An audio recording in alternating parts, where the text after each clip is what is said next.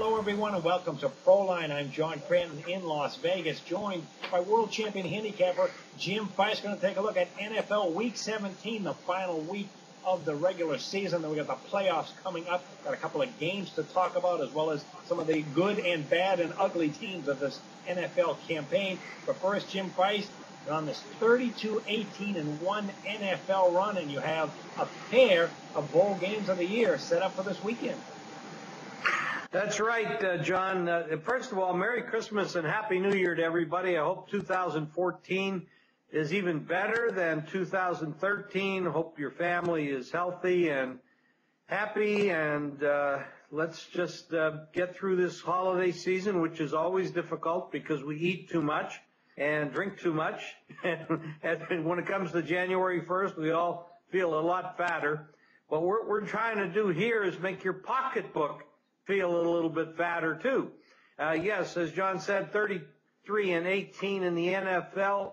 My college game of the year weekend, my bowl game of the year goes Saturday, along with my first college basketball game of the year.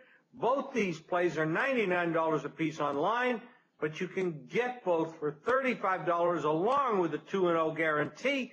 You will go 2-0 for the rest of the bowl. And college hoops is free through January 6th. Sign up early and get a high roller bonus that's a $500 value for just $25. Now, how you do that is call 1-866-841-1655. That's 1-866-841-1655. $35, 2-0 guarantee. And you get a $500 bonus play as well. Now, you promised to make their wallets fatter. Are you going to do anything about their waistlines as well? Can you do that? No, we're not in that business, but I will come out with a Jim Fice diet pill coming next year. I will need it by then. Okay. If you're interested in Dave Koken's NFL game of the year, goes Sunday. It's $25. You sign up early, you get 3 bowl plays. So that's 4 plays in all from Dave. 1-866-896-1629. And speaking of games of the year, if you were with Mr. Vegas last week, he had his NFL game of the year. On Sunday, that was the San Diego Chargers. They got the money. In fact, that was part of a 17-4 overall weekend that counts college hoops and NBA, including a 10-0 Sunday. So Mr. Vegas has been red hot. You want to get in on a special with him, 7 days, Mr. Vegas for $19. It's going to include his bowl game here that's going to be going Friday. It's up and available now at jimprice.com. You can get it now for $19 from Mr. Vegas, along with 7 days of plays. 1-866-896-1627. Okay, Jim, we'll get the final weekend of the NFL campaign here. You got a line movement going on. You got teams that are motivated and unmotivated. Plus, we've had some really underachieving and overachieving teams this NFL season. Who stands out for you? Well, I would have to say the Lions are completely disappointing. You'd have to look at the Kansas City Chiefs as being, and the Carolina Panthers doing very well. Lions disappointing. Washington not so much. I never expected that much from them anyway. I thought that they were very overrated. So for myself, I wasn't that surprised that they didn't deliver like a lot of people did. Of course, the New York Giants. Who could expect that? There's been a lot of very mediocre play in the NFL this year. I think it's been overall a generally bad year for the NFL in quality. That goes along with the officiating. I'm not trying to be negative here, but I think in general it's been a down year for tackling. A lot of that comes from the collective bargaining agreement. The players didn't want to practice too much. They didn't want to practice in pads, etc. So if you don't practice tackling, you're probably not going to be very good at it, and they're not. So the general down mode for most of the teams, although there are some exceptionally good teams too, like Seattle, San Francisco. The Patriots would probably be exceptionally good, but a rash of injuries, both offensively and defensively, and then, of course, the legal problems with Hernandez. And And then, of course, now you're seeing Denver, Peyton Manning, 51 touchdown passes, fantastic. Even with another game to go, that sets a record. But they're suffering injuries as well on the defensive, offensive sides. I guess probably the biggest disappointment of the team that we actually thought would go a long way this year would be Texans. I forgot about them to mention them. That was a disaster. What a collapse. they haven't won a game in like 2 centuries down there. It's horrible. Unbelievable what's happened in Houston this year. So I guess that's a general overview. I'm very excited about the playoffs because at least in the playoffs, we do have some teams that actually have played pretty well, and I expect them to step up. So we have a couple games this weekend that are going to decide the final fate of some of these clubs.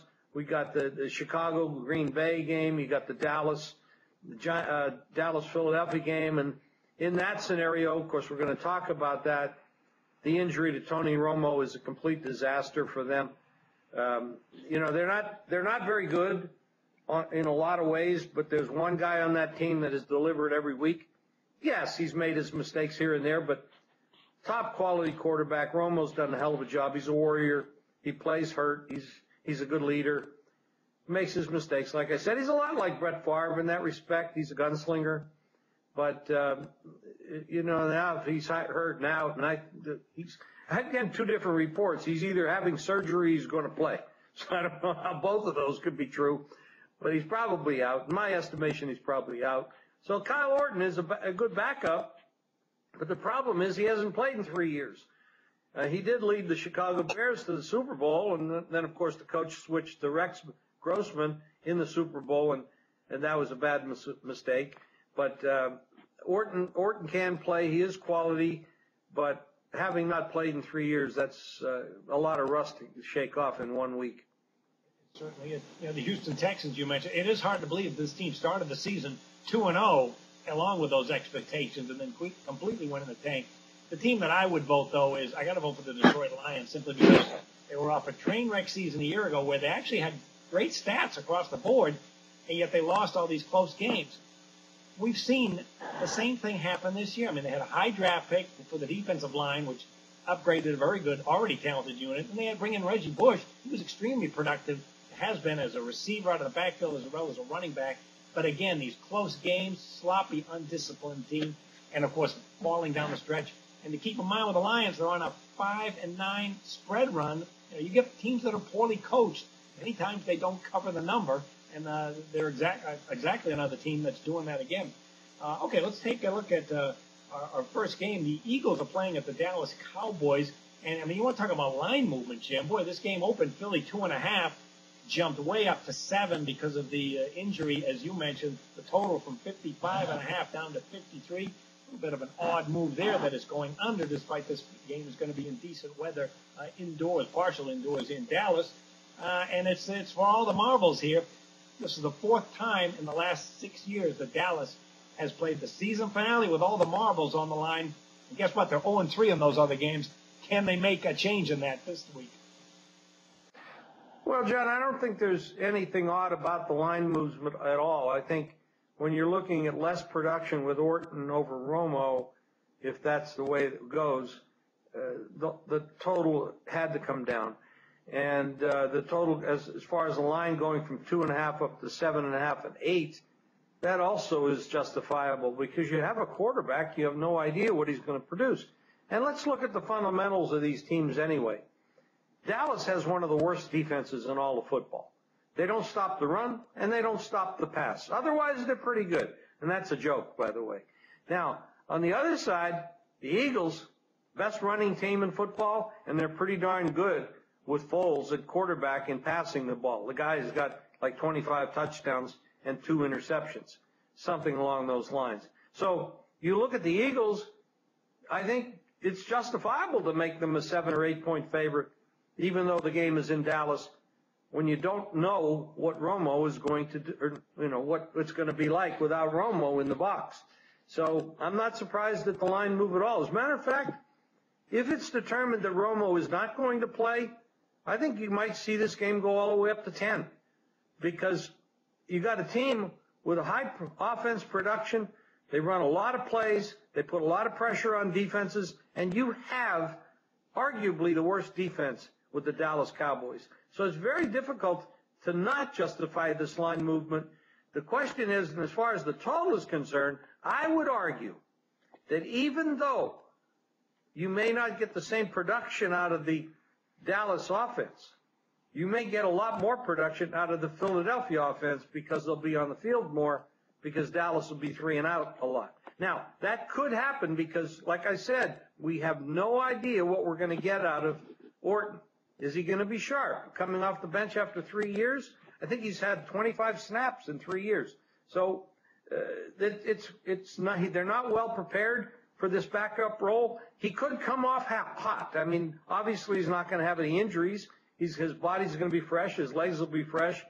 And the guy was good at one time. So we have no idea what we're going to get out of the Dallas offense. But I understand why this game has gone 7.5, 8, and I expect it probably will go as high as 10 before you start getting any serious buyback. Yeah, one thing that people haven't talked too much about is the Philadelphia defense. I mean, they had a bad start in September under the new coach, but in 10 of the last 11 games, they've given up 16.3 points per game. The one meltdown was against Minnesota. They got torched for 48. But otherwise, these last 11 games, the defense has been fantastic. What they're doing is they're playing softer coverage, and they're preventing giving up big plays.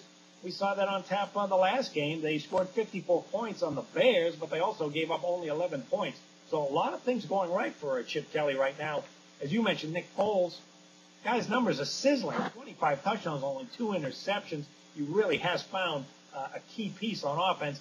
Kyle Orton was very productive a couple of years ago.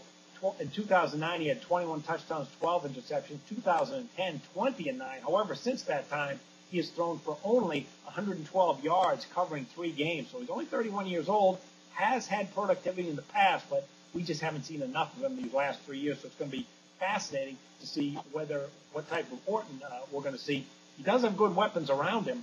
Keep this in mind, those 3 games since 2008 that Dallas played to end the regular season, it was all the marbles. They got to work to get to the playoffs. They ended up failing at Washington last year, lost 28-18 with 3 turnovers. 2 years ago, they were playing at the New York Giants. They got crushed 31-14 with 2 more turnovers. And then 2008, it was against this Eagles team. They lost 44-6, 5 turnovers. So these last 3 marquee games where they had to win to end the season, 10 turnovers for Dallas, only 1 for the opposition. The lone thread, though, is that all 3 of those games were on the road. Perhaps being at home can help them. Although keep in mind that Dallas against the NFC, 10-24-1 against the spread.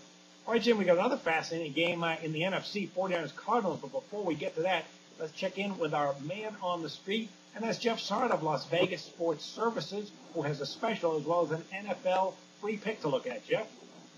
Thanks, guys. Got a free total come up in the NFL, but first you get the rest of December in football and basketball with LVSS at $29. That includes the Bowls, NBA, and college hoops, along with my Friday NBA TV Game of the Month and my NFC Game of the Year on Sunday. Call LVSS at 1-866-575-8916.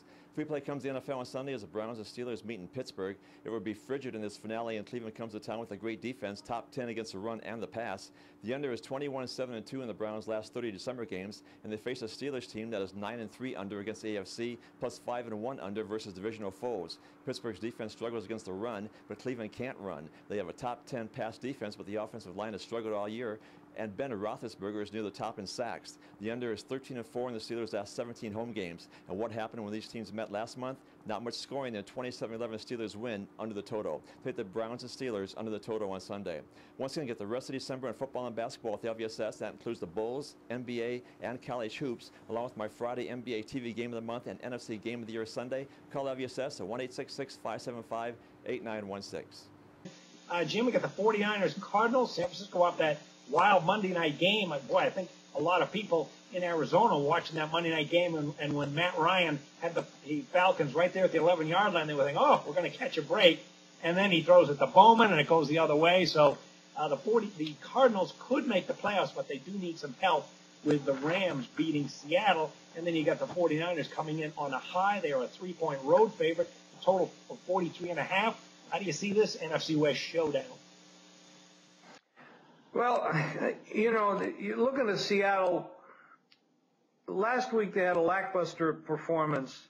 They only had 10 points. Arizona plays pretty good ball. I mean, they're a good team. They're not a great team. They're a good team. They play in a very tough division. They went up there and they beat Seattle, and this is probably the best thing in the world for Seattle.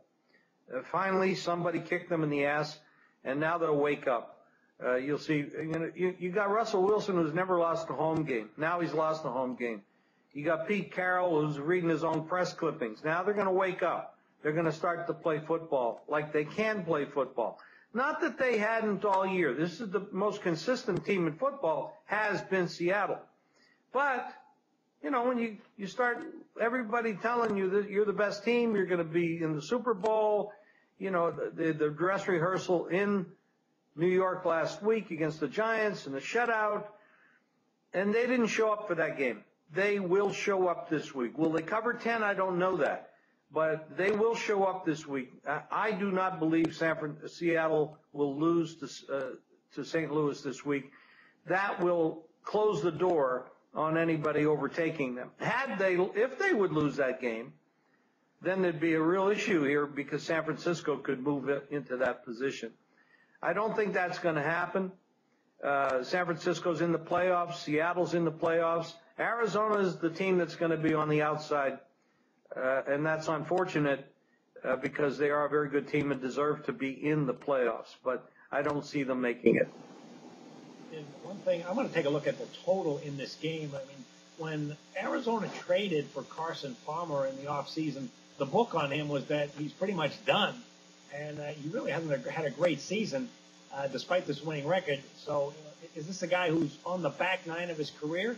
Well, I think he's on the 18th fairway, maybe even reaching for the putter. 22 touchdowns, 21 interceptions for him, 40 sacks Carson Palmer has taken.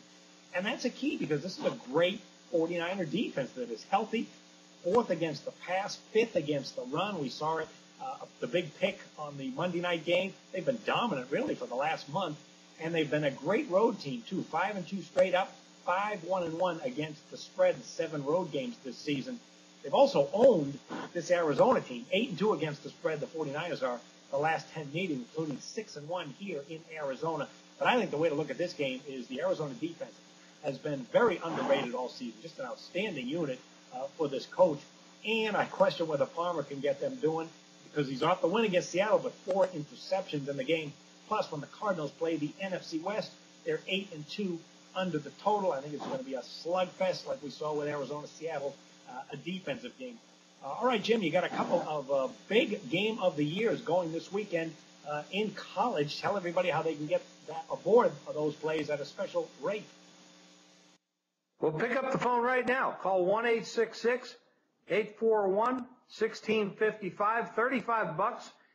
You're dialing? Are you dialing right now, John? That's right. Not for Chinese food either. It's called dialing for dollars. That's what it is. It's dialing for dollars. 1-866-841-1655.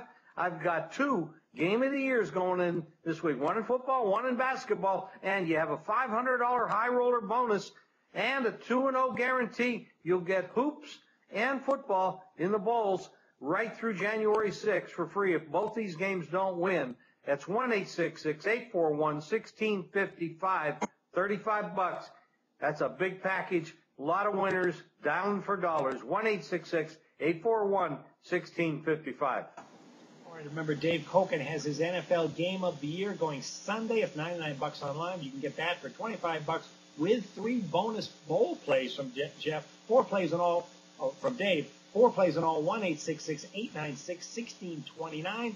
And also remember, Mr. Vegas is off that NFL Game of the Year winner with the Chargers on Sunday. You can get 7 days from him for $19. It's going to include his College Bowl Game of the Year. That game is going Friday. It's available now online at jimfice.com for $99. But you can get it with this special 7 days for $19 from Mr. Vegas.